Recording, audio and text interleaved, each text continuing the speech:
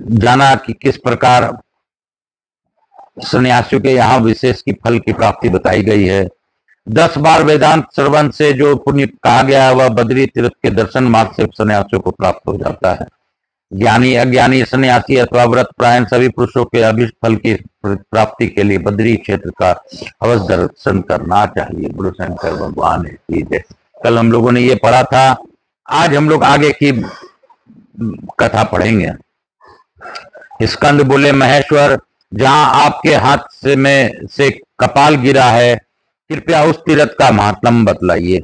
भगवान सिंह ने कहा, बस यह अत्यंत गोपनीय तीर्थ है। देवता और असुर सभी वहां मस्तक झुकाते हैं।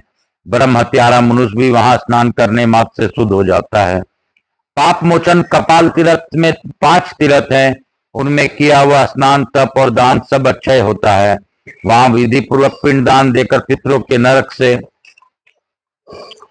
उद्धार करें। यह पितृ तीर्थ कहा गया है। वहां तिल से तर्पण करने पर पितर उत्तम स्वर्लोक को जाते हैं। जो मनुष्य एकाग्रचित्त हो स्थिरता पूर्वक वहां एक दिन और एक रात जप में लगा रहता है, उसके महान मनोरथ की सिद्धि तत्काल हो जाती है। स्वामी कार्तिकेय ने पूछा, पिताजी ब्रह्म तीर्थ कहाँ है और उसका कैसा फल बताया गया है? भगवान सिंह ने कहा, एक समय भगवान विष्णु की नाभि से निकले हुए कमल पर प्रजापति ब्रह्मा जी विराजमान थे। उसी समय मधु और कैटभ नामक दैत्य ब्रह्मा जी के वेदों को चुरा कर चल दिए। तब ब्रह्मा जी ने भगवान विष्णु के द्वारा प्रतिपालित बद्रीनाथ में आकर उन्हें प्रणाम किया और उन भगवान सनातन की स्तुति की। तब भगवान श्री हरि हयग्रीव अवतार धारण करके एक कुंड से प्रकट हुए। उनके हाथों में शंख चक्र आदि आयुध शोभा पा रहे थे। उनके कटी में पीतांबर सुशोभित था। श्रीअंगों की कांति श्वेत थी। वे 4 भुजाधारी भगवान हयग्रीव दर्पपूर्ण दृष्टि से सब और देख रहे थे। उनका स्वरूप अद्भुत था। नेत्रों से कठोरता प्रकट हो रही थी। उनकी गर्दन के चंचल बालों से टकराकर मेघों को घटा छिन्न भिन्न हो जाती थी। वे अपने दिव्य तेज से समस्त ज्योतिर्मय ग्रहों को प्रभा के तिरस्कृत कर रहे थे। भगवान बड़ी कृपा करके इस अद्भुत रूप में ब्रह्मा जी के आगे खड़े हुए। उन्हें देखकर ब्रह्मा जी भी आश्चर्यचकित हो उठे। उनके नेत्रों में प्रसन्नता छा गई और वे प्रणाम करके भगवान की स्तुति करने लगे। ब्रह्मा जी बोले, जिनकी नाभि से कमल प्रकट हुआ है उन भगवान विष्णु को नमस्कार है। लक्ष्मी जी के आश्रयभूत नारायण आपको नमस्कार है। लक्ष्मी निवास विशाल बनवाला धारण करने वाले आपको नमस्कार है। विज्ञान स्वरूप आपको नमस्कार है। सबकी हृदय गुफा में निवास करने वालों आपको नमस्कार है। जो समस्त इंद्रियों के स्वामी और परम शांत हैं उन भगवान विष्णु को नमस्कार है। अपने भक्त की रक्षा के लिए शरीर धारण करने वाले भगवान शांत पानी को नमस्कार है। अनंत क्लेशों का नाश करने वाले गदाधारी ब्रह्म को नमस्कार है। संसार की विविध आसार वस्तु से निर्वृत्त करने के लिए कर्म करने वाले भगवान को नमस्कार है। समस्त जीवों के रक्षक विजयशील विष्णु को नमस्कार है। विशंबर समस्त ग्रह गुण वृत्तियों से निवृत्त होने वाले आपको नमस्कार है। देवताओं और असुरों के श्रेष्ठम अवलंबन सांसारिक विषयों से निर्वित और समस्त विश्व की रक्षा, ये दोनों आपको कृतियां हैं, आपको नमस्कार है। सबके हृदय में रहने वाले सर्वज्ञ महेश्वर श्री विष्णु की ब्रह्मा जी ने जब इस प्रकार स्तुति की तब वे सिद्धि वहां आ गए और उन दोनों दैत्यों को बांधकर उन्होंने लीला पर उन्हें मार डाला। तत्पश्चात वेदों के लेकर वे ब्रह्मा जी के समीप आए और ब्रह्मा जी को देखकर स्वरूप में स्थित हो गए। तब से ब्रह्मा द्वारा प्रकट किया हुआ ये वह तीर्थ तीनों लोकों में ब्रह्म कुंड के नाम से विख्यात हुआ। उसके दर्शन मात्र से महापात की मनुष्य भी पाप रहित हो तत्काल ब्रह्म लोक में चले जाते हैं। जो लोग यहाँ स्नान और व्रत करते हैं वे ब्रह्म लोक को भी लांघकर विष्णु लोक में जाते हैं। स्कंद ने पूछा, वेदों को पाकर ब्रह्मा जी ने क्या किया? श्री महादेव जी बोले, वत्स बद्रिका आश्रम तीर्थ देखकर चारों वेद ब्रह्मा जी के साथ जाना नहीं चाहते थे। तब सिद्धों के समझाने पर वेदों ने 2 स्वरूप धारण किए। द्रव रूप से जो तो वे बद्रिका आश्रम तीर्थ में रह गए और ज्ञान रूप से ब्रह्मा जी के साथ गए। तब ब्रह्मा जी के ने वेदों के अनुसार विधि पूर्वक तीनों लोकों की रचना की। इस और ब्रह्म कुंड में जहां द्रव रूपी वेद स्थित है, किए वे स्नान, दान और तप प्रलय काल तक नष्ट नहीं होते। फल रूप से वैदिक ज्ञान की अभिलाषा रखकर जो मनुष्य वहां 3 दिन उपवास करते हैं, वे चारों वेदों के व्याख्या करने वाले होते हैं। वेद तीरथ से उत्तर जल रूपा सरस्वती है, जो अपने नाम का जप करने पर मनुष्य को जड़ता का नाश करती है। सरस्वती के जल में स्थित होकर एकाग्रचित से जो तप करता है, उसका मंत्र कभी खंडित नहीं होता। जगदीश्वर विष्णु ने तीनों लोकों का हित करने के लिए वाग वैभव प्रदान करने वाले सरस्वती नदी का विधि पूर्वक यहाँ स्थापन किया है। इस तीर्थ के दर्शन, स्पर्श, स्नान, पूजन, स्तुति और प्रणाम करने से मनुष्य के कुल में कभी सरस्वती से बिछोह नहीं होता। सरस्वती के दक्षिण भाग में द्रव धारा नामक से प्रसिद्ध इंद्र पर तीर्थ है, जहां इंद्र ने तपस्या की थी। प्रत्येक मास के शुक्ल पक्ष में त्रयोदशी तिथि को इंद्र को संतुष्ट करने वाले उस तीर्थ में स्नान करने के 2 उपवास और भगवान विष्णु का पूजन करने से मनुष्य सब पापों से मुक्त हो इंद्रलोक में प्रतिष्ठित होता है। वहां मानसोभदेद तीर्थ है, जो सब पापों का नाश करने वाला है। वह सब जीवों के लिए दुर्लभ है। वहां जो महर्षि है, वे हृदय ग्रंथि का भेदन करते हैं, सब संशय को काटते हैं और कर्म बंधन के छीन कर डालते हैं। इसलिए उस तीर्थ का नाम मानसोभदेद है। यदि भाग्यवश मनुष्य वहां एक बूंद भी जल पा जाए तो तत्काल उसकी मुक्ति हो जाती है। जो मन के विषयों की जीत चुके हैं, जिनकी बुद्धि अत्यंत दक्षिण है और जो फल मूल एवं जल का आहार करके रहते हैं, ऐसे महर्षिगण यहाँ की पर्वतीय गुफाओं में निवास करते हैं। ये मुनि फलाहार, शुद्ध वायु सेवन, गुफा का निवास, झरनों के जल में स्नान तथा आश्रम धर्म का पालन करते हैं और वलकल या उर्णामय उत्तम वस्त्र धारण करके तीनों समय के स्नान से दुर्जय इंद्रियों के पराक्रम पर भी विजय पा चुके हैं। यहाँ पर बिना इच्छा के भी मुक्ति होती है। यदि कोई प्रमादवश किसी वस्तु की कामना करता है, तो उस कामना के अनुसार फल भोग लेने पर फिर उसकी मुक्ति होती ही है। मानसोभेद तीर्थ से पश्चिम वसुधरा नाम से प्रसिद्ध एक मनोहर तीर्थ है। कहते हैं कि त्रिलोकी में बद्री का आश्रम सब तीर्थों में श्रेष्ठ है। यह बात नारद जी के मुंह से सुनकर सभी वसु वहां गए। उन्होंने पत्ते चबाकर और जल पीकर वहां बड़ी कठोर तपस्या की।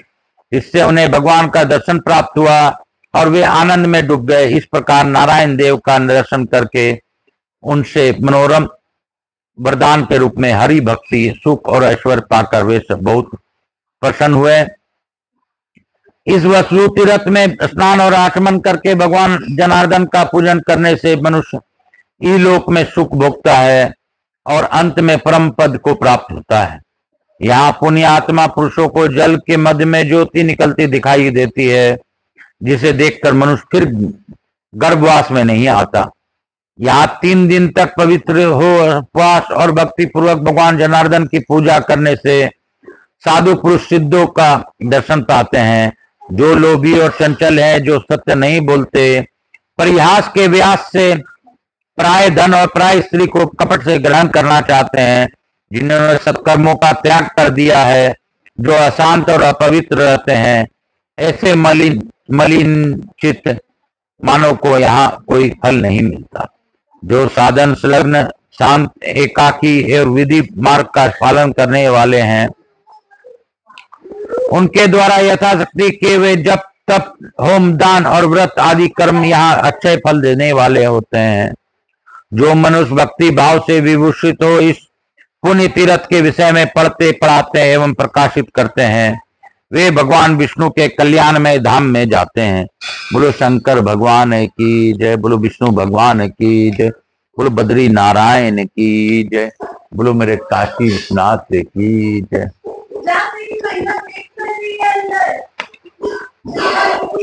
हम लोग एक अध्याय और आज पढ़ेंगे। पंच तीर्थ, सोम तीर्थ और द्वादश द्वितीय तीर्थ के बारे में जानेंगे। बोलो काशी काशी श्री काशी मोक्ष नगरी काशी की जय। भगवान शिव जी कहते हैं यहाँ से नेतृत्व कोण में 5 धाराएं निकल गिरती है। इन्हें द्रव रूप में 5 तीर्थ जानो, जिनके नाम इस प्रकार है: प्रभास, पुष्कर, गया, नेमिष और कुरुक्षेत्र। इनमें विधि पूर्वक स्नान और नित्यकर्म करके पवित्र हुआ मनुष्य उन तीर्थों का फल पाता है और अंत में परम पद को प्राप्त होता है।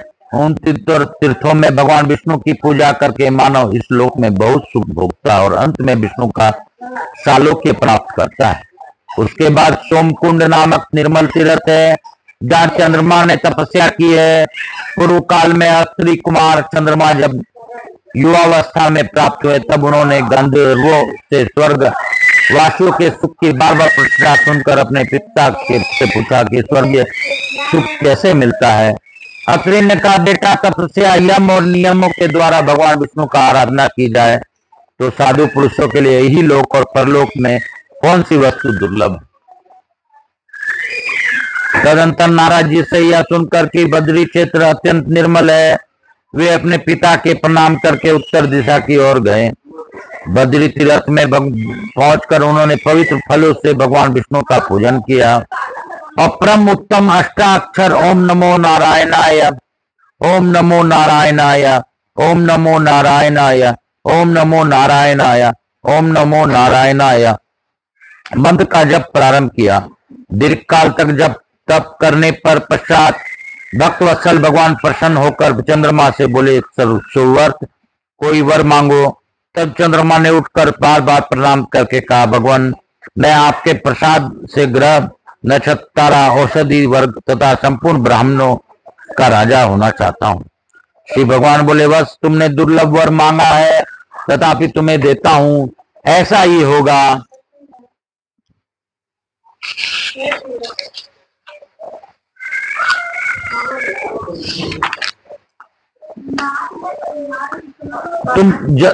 तब संपूर्ण देवताओं ने आकर राजा सोम का विधि पूर्वक अभिषेक किया। उसके बाद वे उज्जवल रथ के द्वारा स्वर्ग को चले गए। तब से वह तीर्थ सोमकुंड के नाम से प्रसिद्ध हुआ, जिसके दर्शन मात्र से मनुष्य निष्पाप हो जाते हैं। उसमें आचमन करने से निंदित मनुष्य भी चंद्रलोक में जाते हैं और वहां विधि पूर्वक स्नान करके देवताओं तथा पितरों का तर्पण करने वाला पुरुष चंद्रलोक को भेद कर विष्णु लोक को प्राप्त होता है। वहां 3 रात तक भगवान विष्णु की पूजा करके जप करने वाला पुरुष को विशेष रूप से मंत्र सिद्धि प्राप्त होती है। मनुष्य मन और वाणी और क्रिया द्वारा जो पाप करता है, वह सब वहां सोमकुंड के दर्शन से नष्ट हो जाते हैं। वहां से आगे द्वादशादित्य नामक तीर्थ है, जहां तपस्या करके कश्यप जी के पुत्र ने सूर्य की पदवी प्राप्त की है।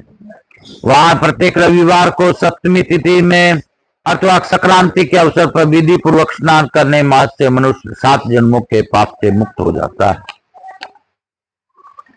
महान रोग से पीड़ित मनुष्य यदि यहाँ स्नान करके जल पीकर पवित्र हो तो शीघ्र ही वह रोग से छुटकारा पा जाता है।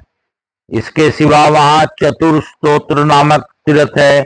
उस वैष्णव क्षेत्र में भगवान की आज्ञा के अनुसार धर्म, अर्थ, काम और मोक्ष के चारों पुरुषार्थ द्रव रूप में होकर स्थित है, जो सब प्राणियों की मुक्ति के हेतु है। पूर्व आदि दिशाओं में क्रमशः उनकी स्थिति है, अर्थात पूर्व में धर्म, दक्षिण में अर्थ, पश्चिम में काम और उत्तर में मोक्ष नामक स्रोत है। ये धर्म प्रधान पुरुषों को भांति मूर्तिमान होकर स्थित है, जो क्रमशः विद्वान उन चारों तीर्थों का सेवन करते हैं।